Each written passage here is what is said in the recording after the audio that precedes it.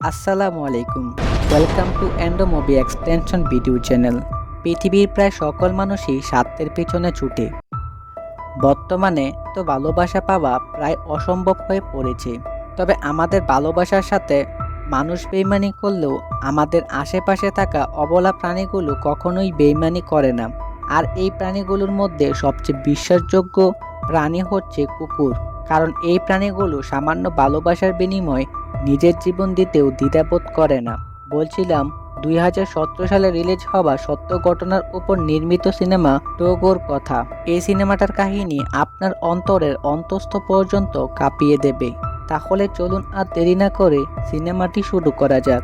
তবে যারা যারা এখনও চ্যানেলটিকে সাবস্ক্রাইব করেননি, অনুরোধ করে বলছি চ্যানেলটিকে সাবস্ক্রাইব করে দেবেন। কইরা দিন হ্যাঁ। সাফালা নামের একজন ব্যক্তির পরিচয়ের মধ্যে দিয়ে সিনেমাটি শুরু করা হয়। সাফালা হচ্ছে একজন স্লেডার চালক। আজ থেকে অনেক আগে স্লেডারে ভ্রমণ করাটা ছিল স্বাভাবিক। বিভিন্ন জিনিসপত্র এক জায়গা থেকে অন্য জায়গায় স্থানান্তর করতে স্লেডার ব্যবহার করা হতো। এই জন্য বিশেষ প্রজাতির কুকুর ব্যবহার করা হতো। মানুষ তাদের ভ্রমণ কাজকে সহজ করে তুলতে স্লেডার ব্যবহার করত। এভাবেই পার হয়ে যায় অনেকটা দিন। একদিন একটি কুকুরছানা সাফালার বাড়িতে জন্ম নেয়। তবে এই কুকুরছানাটি ছিল অনেক দুর্বল। তাই সাফালা মনে করে এটি তার কোনো কাজে আসবে না। যেহেতু সে এই কুকুরছানাটি অন্য কুকুরের সাথে স্লেডে নিয়ে যেতে পারবে না, এই জন্য সে এই কুকুরছানাটিকে অন্য কাউকে দিয়ে দিতে চায়। কিন্তু তার স্ত্রী এটা করতে চায় না। সে তার বাচ্চাদের মতনই সব কুকুরদেরকে যত্ন নিত। সাফালার স্ত্রী এই কুকুরছানাটির নাম রাখে টোগো। তিনি আরও বলেন, আমি এদেরকে আমার বাচ্চার মতনই ভালোবাসি। এই কুকুরগুলো আমার হৃদয়ের অনেক কাছাকাছি। আমি তাদেরকে আমার কাছ থেকে আলাদা করতে চাই না। আমাদের টোগোকে একটা সুযোগ দেওয়া উচিত। যেহেতু টোগো এখনও বাচ্চা, তাই আমাদের এটি সম্পর্কে কোনো খারাপ ধারণা করা উচিত নয়। সাফালা টোগোকে রাখতে চায় না, কিন্তু তারপরও সে তার স্ত্রীর কথাতে রাজি হয়ে যায়। টোগো সময়ের সাথে সাথে বড় হয়ে উঠছিল। তবে টোগো খুব দুষ্ট প্রকৃতির কুকুর। তার মধ্যে কোনো নিয়ম শৃঙ্খলা ছিল না। তবে সাফালার স্ত্রী তাকে সবসময় স্লাইড রাইডে তার সাথে টোগোকে নিয়ে যেতে বলতো। তিনি তার স্ত্রীকে বলেন, টোগো কখনোই স্লেড ডগ হতে পারবে না, কারণ সে দুর্বল এবং খুবই দুষ্ট। একদিন সাফালা তার বন্ধুর কাছে টোগোকে দিয়ে দেয়, কিন্তু তার স্ত্রী খুব ভালো করেই জানতো যে কেউ তাকে রাখতে পারবে না, কারণ সে অনেক দুষ্টুমি করে। পরের দিন একই ঘটনা ঘটে। তার বন্ধু টোগোকে ফিরিয়ে দিয়ে যায়। সে বলে, তোমার এই কুকুর অনেক দুষ্টুমি করে, তাই আমি এটাকে আমার কাছে রাখতে পারবো না। টোগোকে আবার এখানে পেয়ে সাফালা খুব রাগান্বিত হয়। এর সাথে তার স্ত্রী খুব খুশি হয়ে যায়। যখনই সাফালা তার কুকুরদেরকে নিয়ে ট্রেডিং করতে যেত, টোগো তার পিছনে গিয়ে বাকি কুকুরদের সাথে দুষ্টুমি করত। তাই সাফালা তাকে আটকে রাখে। কিন্তু টোগো এত দুষ্ট ছিল যে সে মাটি খনন করে সেখান থেকে বের হয়ে চলে যায় সাফালার কাছে। সে অন্যান্য কুকুরদের বিরক্ত করত। একদিন টোগোর এই দুষ্টুমির ফলে সাফালা পানিতে পড়ে যায়। এই ঘটনার পর সাফালা টোগোর জন্য অনেক চিন্তিত হয়ে পড়ে। টোগোর যেন কোনো কিছু না হয়, তাই সে টোগোকে একটি ঘরে বন্দি করে রাখে। কিন্তু টোগো সেখান থেকে চালাকি করে বেরিয়ে যায়। সাফালা তার এক মহিলা বন্ধুর কাছে টোগোকে রাখতে রাজি করায়, কিন্তু মহিলাটি একটু কড়াকড়ি ছিল। তাই সে সাফালাকে বলে টোগোকে সারাদিনে ঘরের ভিতরে থাকতে হবে, কারণ সে বাহিরে তেমন একটা বের হয় না। সাফালার এতে কোনো সমস্যা ছিল না। সে টোগোকে সেখানে ফেলে রেখেই চলে যায়। কিছুক্ষণ পরে টোগো জানালার আয়না ভেঙে বেরিয়ে আসে সাফালার কাছে। সাফালা এতে অবাক হয়ে যায়। সে লক্ষ্য করে টোগো তার হাতে আঘাত পেয়েছে এবং তা থেকে রক্ত বের হচ্ছে। তাই সে বাড়িতে নিয়ে যাওয়ার জন্য সাফালা টোগোকে স্লাইডে বসায়। কিন্তু টোগো এতে বসতে চাইছিল না। সে অন্য কুকুরদের সাথে দৌড়াতে চাইছিল। অনেক চেষ্টা করার পরও যখন টোগোকে স্লাইডে বসাতে পারছিল না, তখন এক প্রকার বাধ্য হয়ে সাফালা অন্য কুকুরদের সাথে বেঁধে রাখে। স্লেড চালানোর পর সাফালা লক্ষ্য করে যে টোডো খুব দ্রুত দৌড়াচ্ছে এবং অন্যান্য কুকুরের তুলনায় টোডো খুব দ্রুত দৌড়াতে পারে। তাই সে টোগোকে সবার সামনে বেঁধে রাখে। টোগো দ্রুত গতিতে তাদের বাড়িতে নিয়ে যায় এবং সাফালা টোগোকে দেখে খুশি হয়। একই সাথে হতবাক হয়ে যায়। সে তার স্ত্রীকে বলে টোগো সবচেয়ে বেশি দ্রুত দৌড়াতে পারে। এমনকি সে তার স্ত্রীকে বলে এটি লিড ডগ, অর্থাৎ টোগো লিডার হিসেবে থাকতে পারবে। সাভালার স্ত্রী তার কথা শুনে খুব খুশি হয়। পরে সাভালা টোগোর সাহায্যে অনেক স্লেড প্রতিযোগিতা জিততে থাকে। তারা ধীরে ধীরে পুরো আলাস্কায় বিখ্যাত হয়ে ওঠে। সময় এভাবেই কেটে যায়। সাল 1925-এর কথা। এখন টোগো প্রায় 12 বছরের হয়ে গিয়েছে। একদিন সাফালা অনেক দূরের সফর থেকে তার নিজের শহরে ফিরে এসে আবিষ্কার করে এই শহরে ডিপথেরিয়া নামক একটি ভাইরাস ছড়িয়ে পড়েছে। এটি বাচ্চাদের উপরে বেশি প্রভাব ফেলছে। আক্রান্ত শিশুরা এই রোগে মৃত পথযাত্রী। এই নিয়ে সবাই বেশ চিন্তিত হয়ে পড়ে। শহরের মেয়র সাহেব একটি মিটিং ডাকেন এবং সাফালাও সেখানে উপস্থিত হয়। মেয়র সাহেব তাদেরকে বলে যে এই রোগটির অ্যান্টিডট রয়েছে। এটি নাভাদা শহরে এখান থেকে 600 কিলোমিটার দূরে, কিন্তু সে পথে বিশাল তুষারঝড় হয় বলে সেখানে যাওয়াটা অনেকটা বিপজ্জনক। মেয়র সাহেব সাফালাকে আবহাওয়া সম্পর্কে জিজ্ঞাসা করে। সাফালা জানায়, যখন আমি সফর থেকে ফিরে আসছিলাম তখন তুষার ধস দেখে কুকুরগুলো আতঙ্কিত হয়েছিল এবং এর সাথে টোগো আতঙ্কিত হয়ে পড়ে। আগে কখনো টোগো কোনো কিছুতে ভয় পায়নি। যেহেতু টোগো তুষার ধস থেকে ভয় পেয়েছে, তাই আমাদের সেই পথে যাওয়ার আগে অনেকবার ভেবে দেখা দরকার। তারপর সাফালা সেখান থেকে বেরিয়ে যায়। যখন সে বাড়ির দিকে রওনা করে তখন একজন ডাক্তার লিফট দেওয়ার জন্য জিজ্ঞাসা করে। সাফালা তাকে তার স্লেডে করে হসপিটালে ছেড়ে দেয়। সাফালা দেখতে পায় অনেক শিশু অসুস্থ এবং ওষুধ না আনলে তাদের জীবন বিপদে পড়বে। রাতের বেলা সাফালা তার স্ত্রীকে বলে সে অ্যান্টিডট আনতে যাবে, কিন্তু তার স্ত্রী যেতে দিতে চাইছিল না। সাফালা জানায় সে তার সাথে টোগোকে নিয়ে যাবে, কিন্তু তার স্ত্রী বলে সে সবেমাত্র 12 বছরে পা দিয়েছে। আর তুমি একদিন আমাকে বলেছিলে যে এই বয়সে সে 150 মাইলই পাড়ি দিতে পারবে না। তাহলে তুমি কিভাবে তাকে নিয়ে 600 কিলোমিটার পাড়ি দেবে? আবহাওয়া ভালো না, আমি চাই না তুমি তার মৃত্যুর কারণ হও। কিন্তু সাফালা টোগোকে ছাড়া যেতে চাইছিল না, কারণ টোগোই তার একমাত্র ভরসা। পরের দিন সাফালা তার স্ত্রীকে বিদায় জানিয়ে টোগো এবং বাকি কুকুরদেরকে সাথে নিয়ে নেভাদা শহরের উদ্দেশ্যে রওনা দেয়। সাফালা তার কুকুরের সাথে চলতে চলতে ঝড়ের দিকে এগিয়ে যাচ্ছিল। বাতাস এতটাই শক্তিশালী ছিল যে সাফালা কিছুই দেখতে পারছিল না। তবে সাফালা টোগোর প্রতি ভরসা রেখে তার কুকুরদেরকে বলে এগিয়ে যেতে।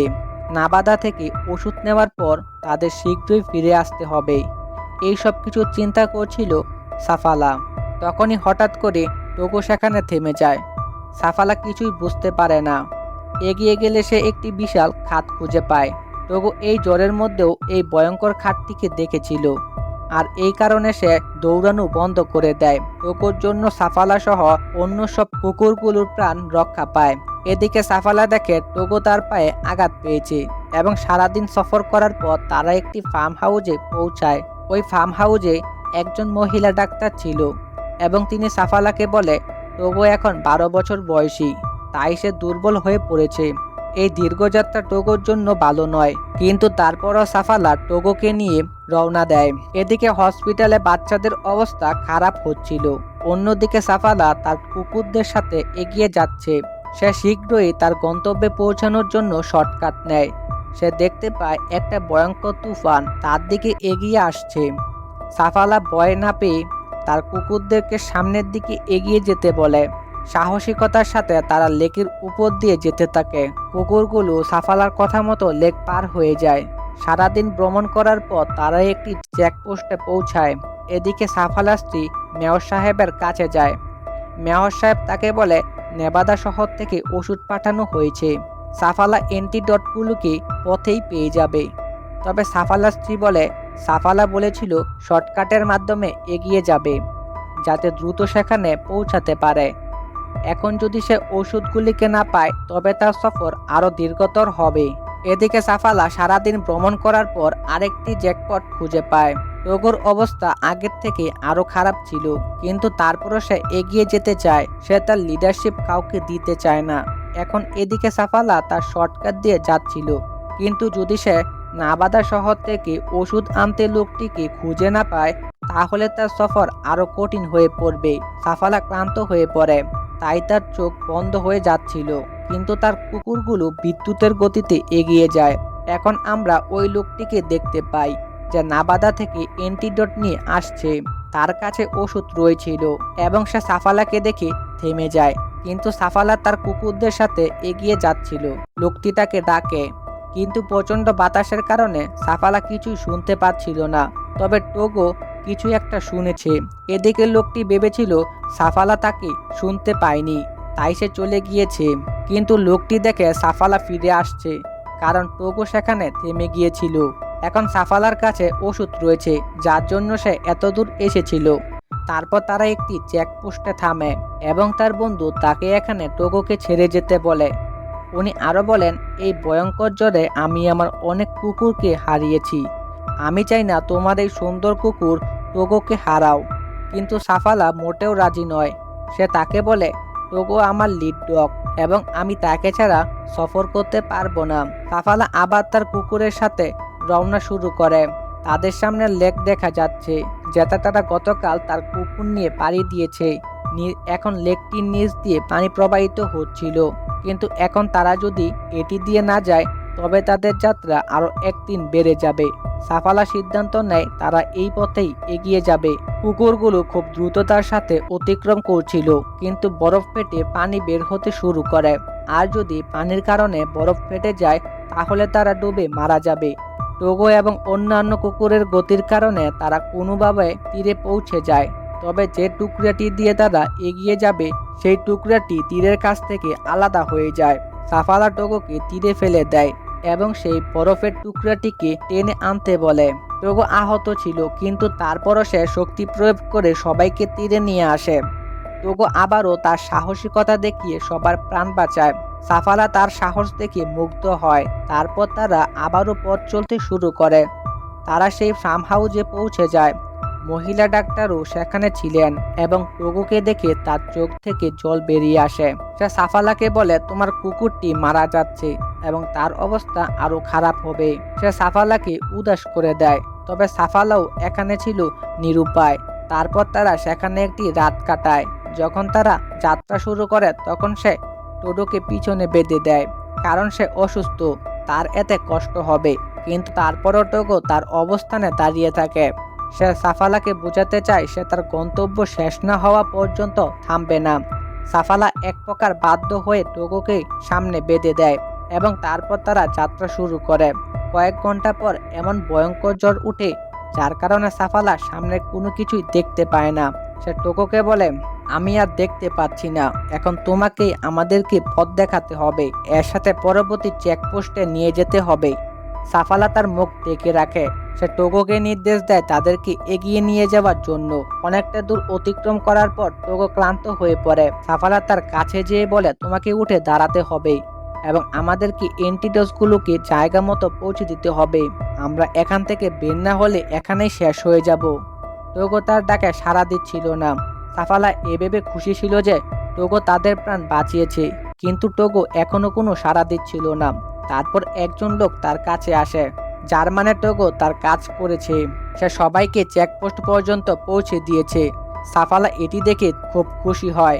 এই যাত্রায় টোগোর কারণে সবাই প্রাণী রক্ষা পায়। তারপর তারা ভিতরে যায়। এদিকে টোগোর অবস্থা ভালো ছিল না, সে খুব অসুস্থ হয়ে পড়ে। সাফালা স্ত্রী একজন লোককে পাঠায় যাতে বাচ্চাদের সময় মতো অ্যান্টিডট দেওয়া যায়। রাতে তারা বিশ্রাম নেওয়ার পর লোকটি সকালে ওষুধ নিয়ে রওনা দেয়।